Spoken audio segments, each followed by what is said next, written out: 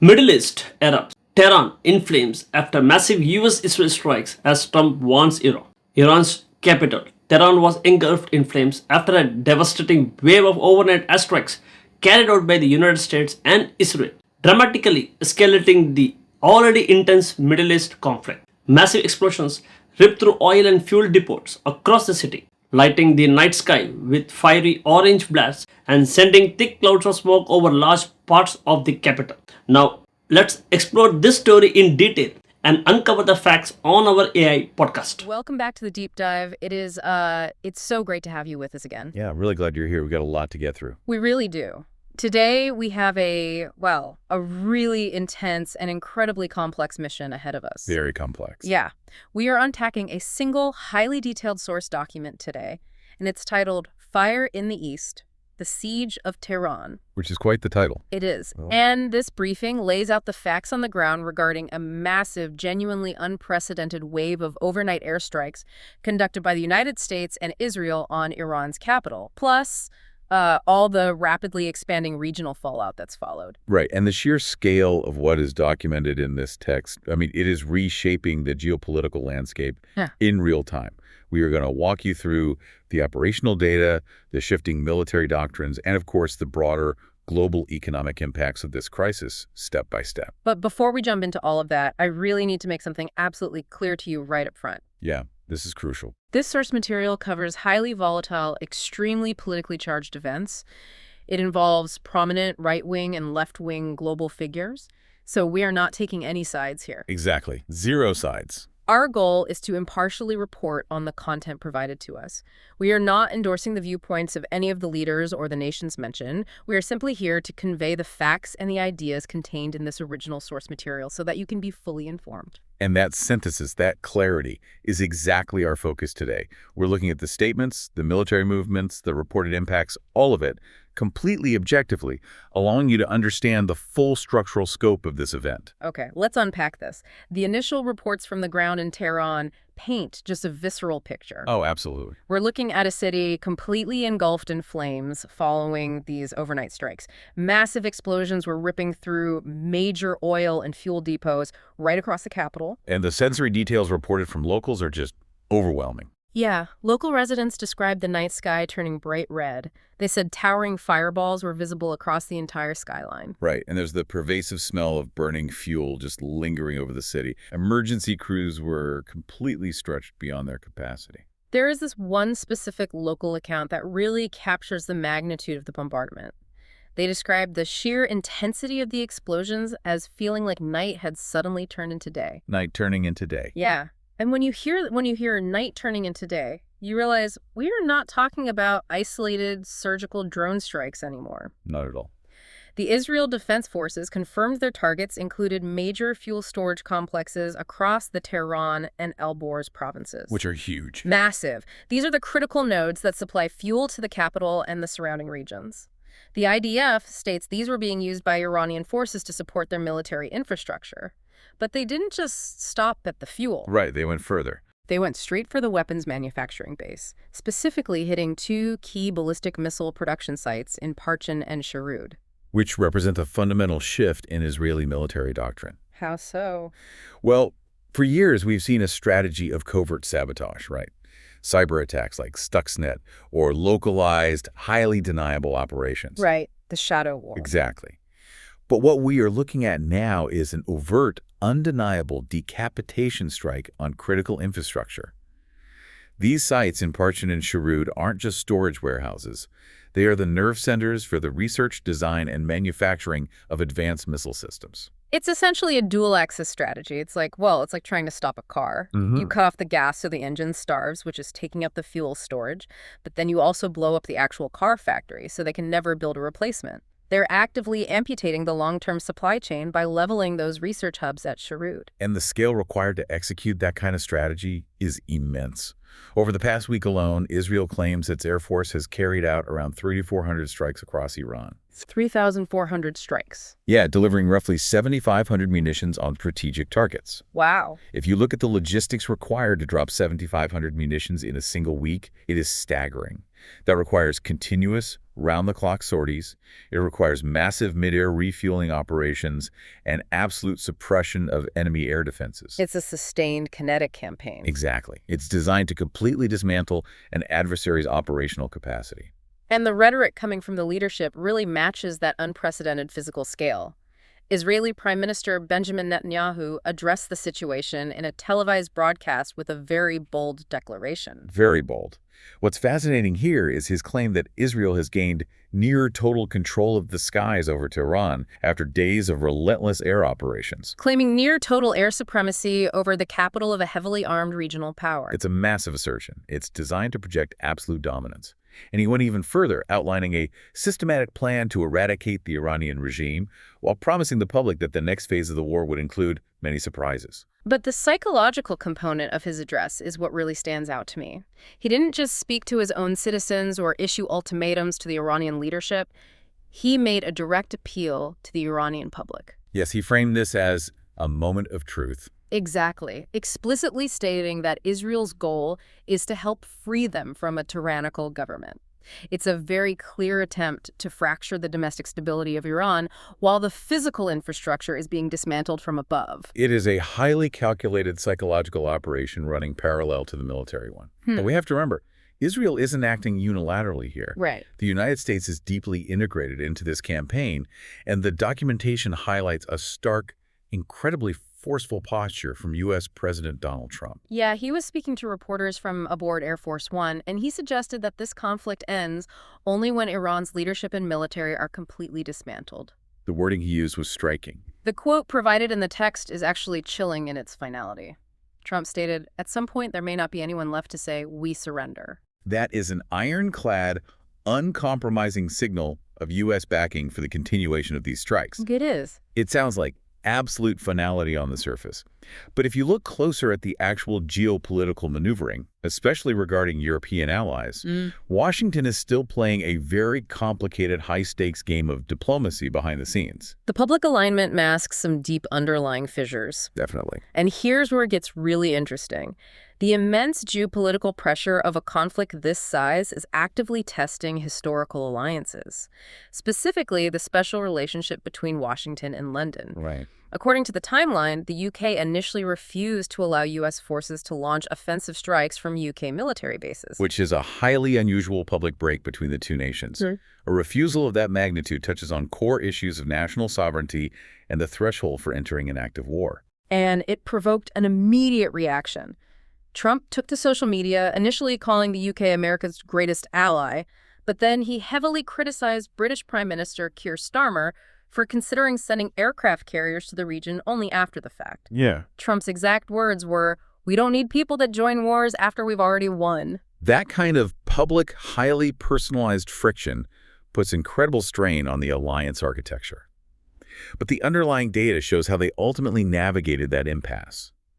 Britain eventually authorized what are explicitly categorized as defensive U.S. operations from their territories. Specifically, bases like RAF Fairford, which is a major staging point for the Royal Air Force and NATO bomber deployments. And Diego Garcia. Right. Diego Garcia is a critical strategic footprint in the Indian Ocean.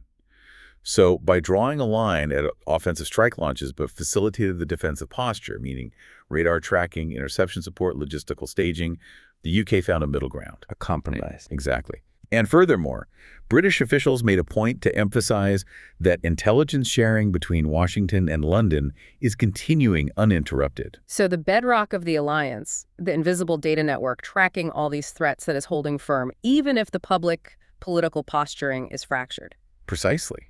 The politicians are arguing about the optics of launch pads, but the intelligence apparatus is still working in tandem.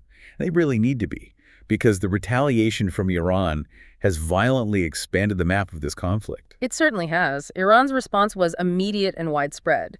They officially blamed the United States and the Zionist regime and initiated a massive regional counterattack. They launched drones and missiles across the Middle East. Specifically targeting nations they believe are facilitating U.S. and Israeli operations.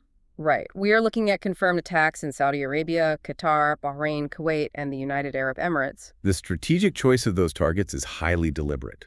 They are attempting to impose a cost on any nation hosting Western military assets or participating in the global energy supply chain. Looking at the specifics in Saudi Arabia, their air defenses had to intercept 14 drones heading straight for the Sheba oil field. In a separate incident, a ballistic missile was intercepted near Prince Sultan Air Base. And Prince Sultan Air Base hosts a significant contingent of U.S. forces, so that is a direct kinetic message to Washington. And targeting the Sheba oil field is a direct threat to global energy markets. And it wasn't just Saudi Arabia. No, in Kuwait, the Defense Ministry reported drones targeting fuel tanks right at Kuwait International Airport. They aren't just hitting military installations, they are actively going after critical civilian and economic logistics. Which brings us to the impact on the United Arab Emirates, specifically Dubai. The fact that debris struck the 23 Marina Tower in Dubai entirely shatters the illusion of the UAE as an untouched safe haven in regional conflicts. For context, the 23 Marina is an 88-story residential skyscraper. Huge. Yeah, when you have aerial interceptions happening over heavily populated, ultra-modern urban centers, the margin for error is zero. And gravity still applies, even to a successful interception. Exactly. Smoke was seen rising from the skyscraper, though thankfully no major casualties were reported there. Tragically, though, in the Al Barsha district, falling debris from one of these aerial interceptions struck a vehicle and killed an Asian driver. The disruption cascaded immediately after that. Yeah. Dubai International Airport, which is one of the busiest global transit hubs on Earth, they had to temporarily evacuate Terminal 3 after explosions and a fire occurred nearby. Authorities confirmed the drone itself was intercepted, but the secondary effects were massive. If we connect this to the bigger picture, dragging Dubai into the crossfire elevates this from a regional dispute to a global economic crisis. It is actively disrupting the veins of global commerce, and managing that blowback requires a very complicated messaging strategy from Tehran. You can really see a distinct dual messaging strategy from the Iranian leadership right now. On one hand, you have the domestic military projection. Iran's deputy defense minister went on record insisting that their reserves of bombs, drones, and missiles remain fully ready and intact. That is a necessary counter-narrative for their domestic audience. They're attempting to project strength and directly contradict the Israeli and U.S. claims that Iran's military infrastructure has been decimated. But parallel to that military posturing, you have Iranian President Masoud Pezeshkian managing the international fallout. He actually issued apologies to neighboring countries whose airspace and territories were affected by the Iranian missile launches, suggesting that diplomacy could still resolve the crisis. Yes. Floating the idea of diplomacy to regional neighbors like Saudi Arabia and the UAE is an attempt to prevent the formation of a unified, region-wide coalition against them. But it's a very delicate balancing act. Especially because Pezeshkian drew an absolute hard line when it came to Washington. He flatly rejected any American demands for unconditional surrender. He told the international press that unconditional surrender is a dream they should take to their grave. That dichotomy, apologizing to regional neighbors while projecting absolute, fatalistic defiance toward the United States, shows a leadership apparatus under immense pressure, trying to survive on multiple fronts simultaneously. And while that diplomatic maneuvering happens, the violence on the ground continues to spread and escalate. The operational map is expanding by the hour. It really is. In Iraq, a missile struck the helicopter landing pad inside the U.S. Embassy compound in Baghdad's heavily fortified Green Zone. The Green Zone is supposed to be the most secure footprint in the country. A strike inside that perimeter is a clear demonstration of the vulnerability of U.S. assets, regardless of their fortification. Then moving over to Lebanon, Israeli forces conducted a commando raid. This was reportedly tied to intelligence regarding a decades-old missing soldier case, but the operation triggered massive, deadly clashes that left dozens dead and wounded. And simultaneously, Iran-backed groups and Hezbollah have been launching relentless rocket attacks into northern Israel. Right. Civilians in major cities like Haifa and Kiryat Shmona are being forced to live in bomb shelters. The geographic spread is what makes containment nearly impossible at this stage. You have active combat zones stretching from the Persian Gulf all the way to the Mediterranean Sea. And we really need to look closely at the human toll this conflict has already extracted, because the statistics are devastating. The current data confirms 1,230 people have been killed in Iran.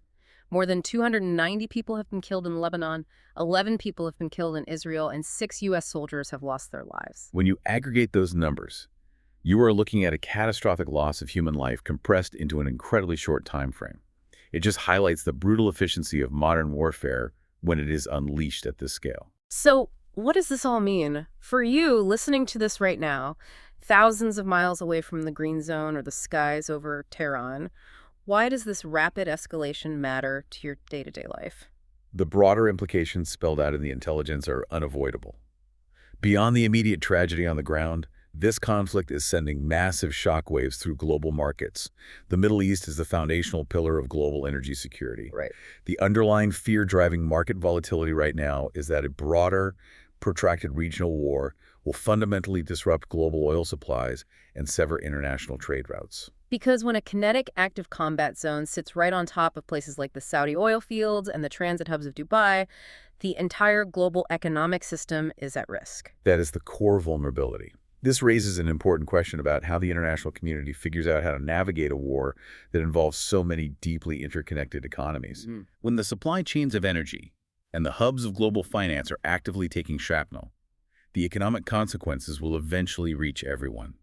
It will dictate the cost of fuel, the stability of international markets, and the flow of everyday goods. It has been an incredibly intense journey through this material today. We started with the sheer sensory shock of the airstrikes turning the night sky red over Tehran and unpacked the profound shift in military doctrine those strikes represent.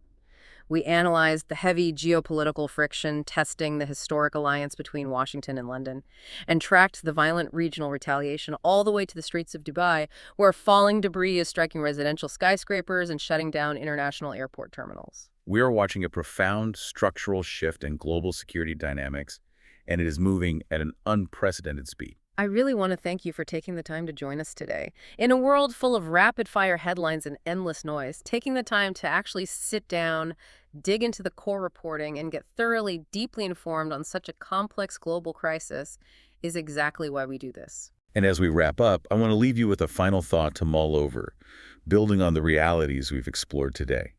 We saw how this conflict violently spilled over into the UAE. If ultra-modern, supposedly safe international transit and financial hubs like Dubai can suffer casualties and airport evacuations simply from the intercepted debris of a regional conflict, how will this fundamentally and permanently alter our perception of safe havens in the globalized economy? Will international commerce, multinational corporations, and global tourism have to entirely redraw their maps of the world? That is a phenomenal question and something absolutely vital to consider as we watch the situation continue to unfold. Thank you again for spending your time with us. Keep questioning, keep learning, and we will see you next time on The Deep Dive. Take care and stay curious. Okay, one question for you. Do you think the escalating strikes between the United States, Israel, and Iran could trigger a wider regional war in the Middle East? Or will international pressure eventually force all sides to return to diplomacy? Don't forget to comment it. Thanks.